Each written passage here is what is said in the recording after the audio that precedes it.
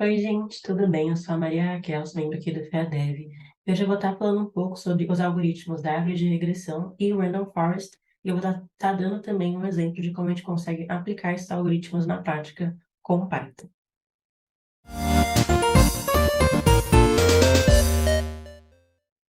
Beleza, então, basicamente, o modelo de aprendizado supervisionado é aquele em que a gente já sabe os dados de saída para cada um dos nossos inputs, e assim a gente consegue dividir ele em dois tipos, sendo um modelo de classificação e o outro um modelo de regressão. No caso dos modelos de classificação, eles vão gerar valores categóricos, justamente porque esses modelos têm como objetivo classificar os itens dentro de uma base de dados em determinadas categorias, em determinados grupos. Então, um exemplo disso seria o algoritmo da árvore de classificação. Já no caso dos modelos de regressão, eles vão gerar valores contínuos ou discretos, né? Então, são valores numéricos, e ele tem, no caso, como objetivo prever valores com base em informações já observadas. Então, um exemplo disso seria o algoritmo da árvore de regressão, que é o que a gente vai abordar nesse vídeo.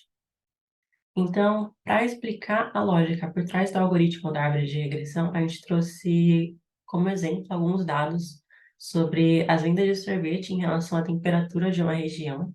Então, aqui a gente pode ver que a relação entre essas duas variáveis, ela não é linear. Isso ocorre porque, em geral, quando está frio, as pessoas tendem a consumir pouco sorvete, porque, enfim, não querem comer algo gelado quando está frio. Mas também quando está muito quente, elas tendem também a reduzir o consumo de sorvete, porque o sorvete acaba derretendo com muita facilidade. Explicar essa distribuição de dados por meio de uma reta, como seria o caso do uso de um algoritmo de regressão linear, não seria a melhor alternativa. Ao invés disso, se a gente utilizasse um algoritmo que fosse mais flexível e que se ajustasse de acordo com as diferentes formas de distribuição de dados, seria uma alternativa melhor, como é o caso do algoritmo da árvore de regressão. Então, aqui a gente trouxe um esquema também para ilustrar essa lógica por trás do algoritmo da árvore de decisão. Então, basicamente, ele vai fazendo uma série de if-elses. Então, ele vai começar com uma raiz, dessa raiz ele vai se ramificar em diversas folhas, que serão os diferentes resultados possíveis para o nosso problema. Por exemplo, no caso dos dados sobre as vendas de sorvete em relação à temperatura, o algoritmo poderia começar perguntando se a temperatura ela é menor do que x1. Então, caso sim, as vendas seriam iguais a y1. Caso não, ele iria para a próxima pergunta. Então, ele questionaria: a temperatura, então, é maior ou igual a x2? Se a resposta fosse sim, ele concluiria que as vendas são iguais a y2. Caso não, ele iria para a próxima pergunta e assim sucessivamente até ele chegar em uma decisão final, que seria a forma mais adequada de prever os resultados. E a partir disso, conforme a gente vai adicionando outras variáveis ao problema, então, no caso, a gente tinha só a variável temperatura, né? Mas a gente pode adicionar outras, como, por exemplo, o sabor do sorvete, a localização da loja em que ocorreu essa venda, o horário da venda, o número de funcionários dessa loja. Então, conforme a gente vai adicionando essas outras variáveis, o problema ele vai ganhando uma maior complexidade e o esquema também vai ficando muito maior, como esse que vocês podem ver na tela. Beleza, então a gente já sabe agora a parte conceitual sobre como funciona um algoritmo da árvore de decisão, e agora a gente vai mostrar na prática como a gente consegue aplicar isso com o Python. No caso, a gente está trazendo como exemplo um dataset sobre aluguel de bicicletas separado por dias. Então, aqui a gente está importando a biblioteca Pandas, para a gente conseguir justamente ler esses dados, e aqui a gente gera então esse data frame que contém diversas variáveis. Então, no caso, a gente tem uma variável sobre o ano. No caso, essa variável ela vai assumir zero caso o ano seja 2011, e vai assumir um caso o ano seja 2012. A gente tem uma variável month para indicar o mês, uma variável holiday, que é um dado booleano, para indicar se essa data é um feriado ou não. Tem uma variável weekday para indicar qual o dia da semana, Working Day, que também é um dado booleano para indicar se é um dia útil ou não. A gente tem uma variável de temperatura e de sensação térmica, ambas em graus Celsius e normalizadas. A gente tem também variáveis sobre umidade e velocidade do tempo, também normalizadas. A gente tem a nossa variável target, que no caso é a que a gente quer prever, que vai ser a quantidade total de bicicletas alugadas por dia. E depois a gente tem algumas variáveis dummy, que no caso são essas variáveis que começam com season, que vão indicar qual a estação de ano daquela data.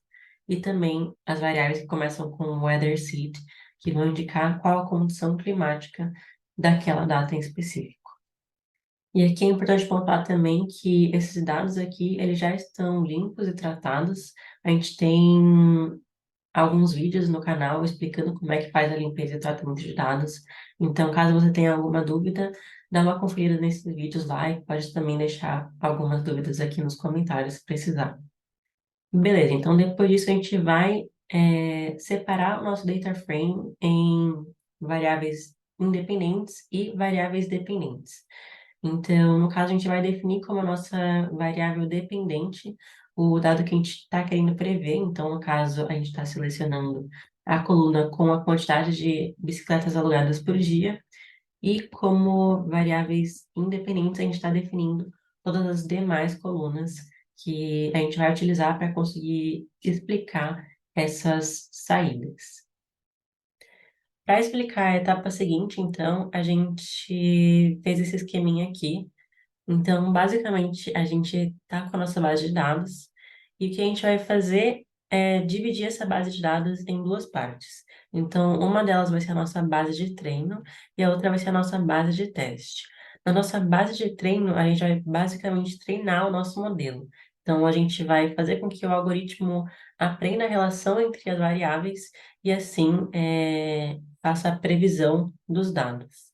Já com a nossa base de teste, a gente vai utilizar ela para justamente avaliar o desempenho do nosso modelo. Então, o que a gente vai fazer aqui é comparar as saídas que já foram observadas com aquelas que estão sendo previstas pelo nosso modelo, e assim a gente conseguir ver qual que é a precisão e o quão bem o nosso modelo consegue explicar essas saídas esperadas.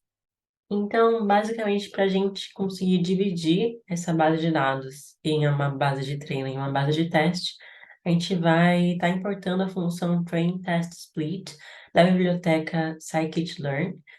Aqui a gente está basicamente usando a função. Então, como primeiro parâmetro, a gente define a nossa variável independente, como segundo parâmetro, a variável dependente, e depois no parâmetro test site, a gente vai definir qual a proporção dos dados que a gente vai querer utilizar na nossa base de teste. Então, no caso aqui, a gente está definindo que 5% dos dados da nossa base serão utilizados para fazer o teste. Então, partindo para a segunda parte, agora a gente vai efetivamente aplicar o algoritmo da árvore de decisão de regressão.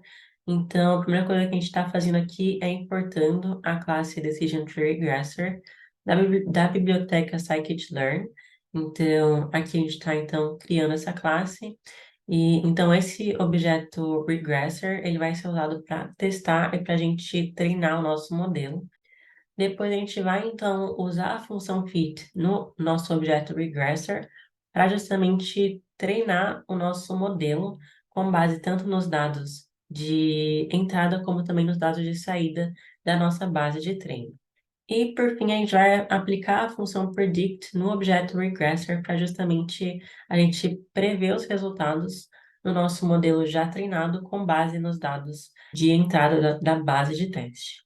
Então, depois disso, a gente pode, por exemplo, criar um data frame para comparar os dados que a gente conseguiu prever com o nosso modelo com os dados reais que já foram observados na nossa base de dados. E a partir disso, a gente consegue, por exemplo, utilizando a biblioteca Plotly, plotar um gráfico para conseguir visualizar essas variações de uma forma mais eficaz. Então, aqui a gente vê que as linhas dos nossos valores previstos, eles estão, de forma geral, assim, eles estão acompanhando as variações dos valores reais, Mas como é que a gente consegue realmente dizer se o nosso modelo teve ou não um bom desempenho? Então, para isso, a gente tem algumas métricas de avaliação de desempenho. Só para explicar o que é cada uma delas, o R quadrado, ou também chamado de coeficiente de determinação, ele vai ser uma métrica que vai variar de 1 a 0. Ele representa a proporção de variabilidade na variável dependente que pode ser explicada pelo nosso modelo. Basicamente, quanto maior o nosso R quadrado, melhor vai ser a capacidade do nosso modelo em prever essa variabilidade nos nossos dados reais. Depois, então, o erro absoluto médio, ele vai ser uma métrica que é calculada a partir das médias das diferenças absolutas entre as previsões do modelo e os nossos valores reais. Ele é uma métrica usada basicamente para avaliar a precisão de um modelo em prever os dados. E de forma bem parecida, a gente tem também o erro quadrático médio, só que ao invés de ser uma diferença absoluta, ele é uma diferença quadrática entre os valores previstos e os valores reais. E aqui ele vai então penalizar mais aqueles erros que são maiores. E por fim, a gente tem também a raiz do erro quadrático médio, que ela vai ser basicamente o erro quadrático médio, porém aplicado uma raiz quadrada nele. Então, a gente faz isso para a gente conseguir interpretar os dados de uma forma mais fácil, porque quando a gente faz isso, a gente está trazendo esse dado na mesma unidade de medida que os dados originais. Mas ele também é uma forma da gente avaliar a precisão do modelo. Então, para a gente calcular essas métricas no Python é bem fácil. A gente vai usar o módulo metrics da biblioteca scikit-learn. E nesse módulo a gente vai importar as diferentes funções para calcular cada uma dessas métricas. Então, basicamente essas são as funções. E para a gente aplicar elas é bem fácil e elas têm a mesma aplicação, assim, sabe? Se você consegue aplicar uma, você consegue aplicar as outras. Então, para a gente calcular, por exemplo, o R quadrado, a gente vai pegar a função R2 underline score e vai trazer como primeiro parâmetro a nossa variável que contém as saídas já observadas e como segundo parâmetro a gente vai trazer a nossa variável que contém as saídas que foram previstas pelo nosso modelo. E a gente vai fazer também basicamente o mesmo esquema para calcular o erro absoluto médio e o erro quadrático médio também. A única questão é que quando a gente vai calcular a raiz do erro quadrático médio, a gente vai usar, por exemplo, NumPy para aplicar a raiz quadrada no valor que a gente já calculou do erro quadrático médio. E assim a gente consegue depois printar cada um desses valores. Então aqui a gente pode ver, por exemplo, que o nosso R quadrado deu 0,69 e o nosso erro absoluto médio deu 728. Então, aqui a gente pode ver que o algoritmo da árvore de decisão, ele é bem simples e ele é bem fácil de entender. Então, ele é uma ótima alternativa para a gente utilizar em dados que não apresentam uma relação linear. Mesmo assim, é importante pontuar que o algoritmo da árvore de decisão, ele é muito propenso a um problema que se chama overfitting.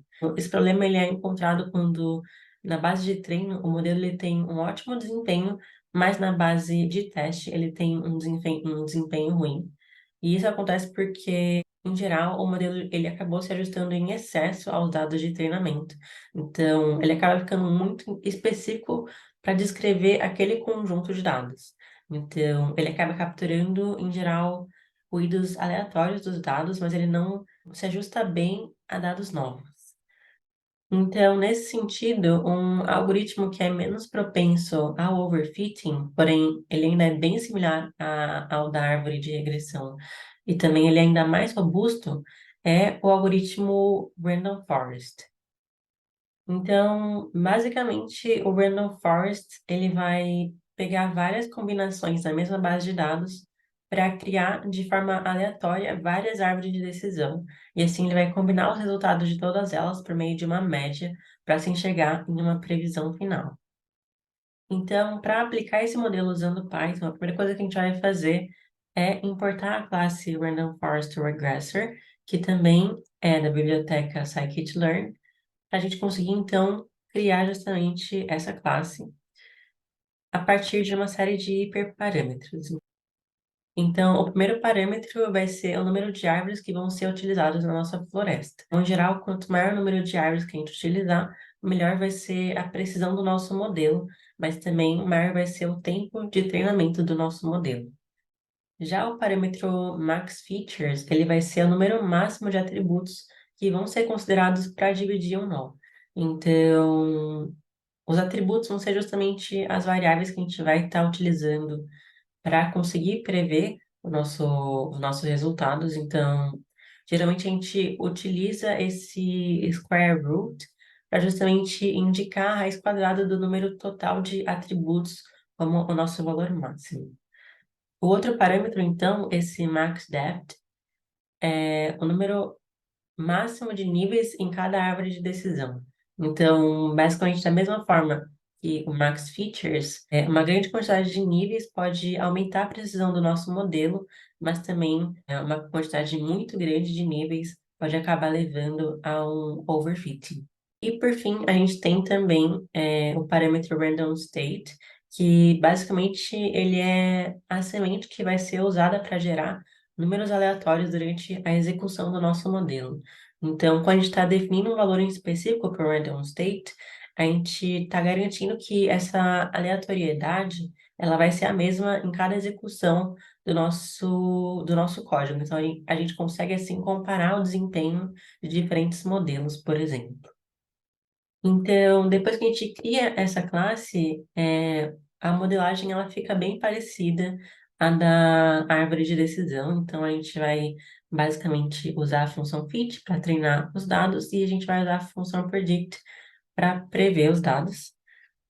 E depois a gente consegue, então, criar novamente um data frame para comparar os dados que foram previstos pelo nosso modelo com os dados reais. E também a gente consegue, a partir disso, plotar um gráfico em que a gente vê novamente a comparação entre esses valores. E, por fim, quando a gente pode avaliar novamente o desempenho desse modelo, né? E a gente pode comparar essa avaliação com a do modelo da árvore de decisão. Então, aqui a gente pode ver que nosso R quadrado ele aumentou. Então, ele passou de 69 para 86,4, como também os nossos erros eles diminuíram. Então, a gente pode concluir que o algoritmo Random Forest, ele basicamente vai ser uma árvore de decisão, porém mais tunada, digamos assim. É uma árvore de decisão mais robusta. Então é isso. Muito, muito obrigada por você ter assistido até aqui. A gente vai deixar todos os códigos e os slides que a gente utilizou nessa videoaula aqui na descrição do vídeo. E se você tiver alguma dúvida ou alguma sugestão também, pode deixar nos comentários. E nos acompanhe nas redes sociais também, para ficar por dentro do conteúdo que a gente está postando aí.